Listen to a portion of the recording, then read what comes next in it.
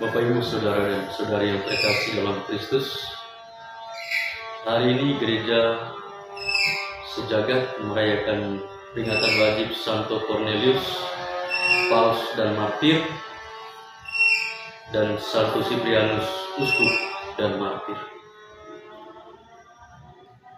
Mari kita awali permenungan kita dengan menandai diri kita dengan tanda kemenangan Kristus. Dalam nama Bapa dan Putra dan Roh Kudus. Amin. Tuhan bersamamu dan bersama rohmu. Marilah berdoa.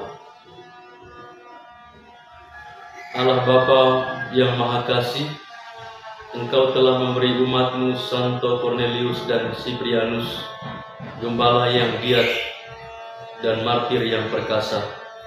Kami mohon agar dengan pengantaran mereka kami dikuatkan dengan iman dan ketabahan dan menyumbangkan karya sebesar-besarnya bagi persatuan gereja. Dengan pengantaraan Tuhan kami Yesus Kristus yang bersama dengan Dikau dalam persatuan Roh Kudus, hidup dan berkuasa Allah sepanjang segala masa. Amin. Kita siapkan hati mendengarkan sabda Tuhan. Tuhan bersamamu dan bersama rohmu. Inilah Injil suci menurut Lukas. Dimuliakanlah Tuhan. Pada suatu ketika, pergilah Yesus ke sebuah kota bernama Nain. Para murid serta banyak orang pergi bersama dia. Ketika ia mendekat pintu gerbang kota, ada orang mati diusung keluar, yakni anak laki-laki tunggal seorang ibu yang sudah janda. Banyak orang kota itu menyertai janda tersebut. Melihat janda itu, tergeraklah hati Tuhan oleh belas kasih. Lalu Tuhan berkata kepadanya, "Jangan menangis." Dihampirinya usungan jenazah itu dan disentuhnya. Maka para pengusung berhenti. Tuhan berkata, "Hai pemuda, aku berkata kepadamu, bangkitlah." Maka bangunlah pemuda itu, duduk dan mulai berbicara. Yesus lalu menyerahkannya kepada ibunya. Semua orang itu ketakutan dan mereka memuliakan Allah sambil berkata, "Seorang nabi besar telah muncul di tengah-tengah kita, dan Allah telah mengunjungi umat-Nya." Maka tersiarlah kabar tentang Yesus ke seluruh Yudea dan seluruh daerah sekitarnya. Demikianlah sabda Tuhan. Terpujilah Kristus. Bapak Ibu, Saudara dan Saudari yang terkasih dalam Kristus, hari ini dalam bacaan pertama, Rasul Paulus membuat kriteria menjadi seorang pemimpin. Untuk menjadi seorang pemimpin yang bijaksana, dia memiliki hati yang baik, yang lemah lembut, rendah hati, sabar, setia, dan taat. Menjadi seorang pemimpin tidak boleh minum minuman keras dan tidak boleh cabang lidah. Dia mesti menjaga hal-hal yang bersifat rahasia, dan dia mampu merangkul sehingga membuat orang senang, tertarik, dan kagum dengannya. Dan dalam bacaan Injil, Yesus tampil sebagai seorang pemimpin sejati, pemimpin yang memberi kehidupan dan harapan bagi banyak orang. Dan hal ini dia menunjukkan bahwa Yesus hadir sebagai seorang pemimpin yang penuh belas kasih, di mana ia hadir melihat seorang janda yang anaknya meninggal. Dia tahu bahwa janda itu memiliki hati yang tulus dan pasrah kepada Tuhan. Dan Yesus pun tergerak hatinya oleh belas kasih. Ia mendekati usungan jenazah dan membangkitkan pemuda itu, sehingga pemuda itu hidup kembali. Sekali lagi, Yesus tergerak oleh belas kasihan. Ia hadir sebagai pemimpin sejati.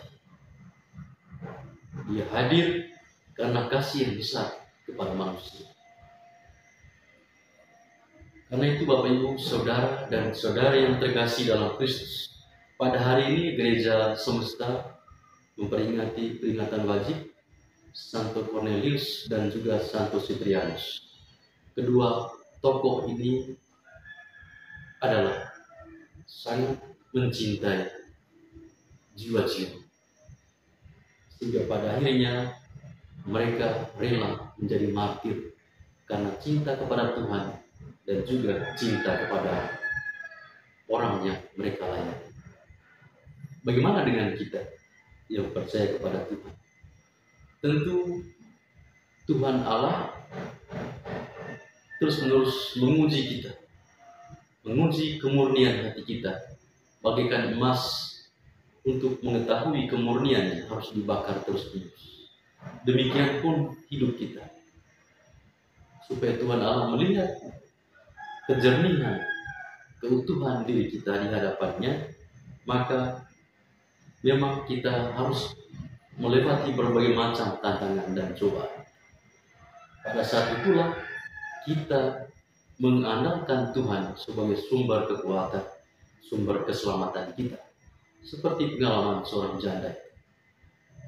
Dia memasrahkan seluruh hidupnya, anaknya, kepada Tuhan. Tuhan Yesus mendengar segala niat baiknya.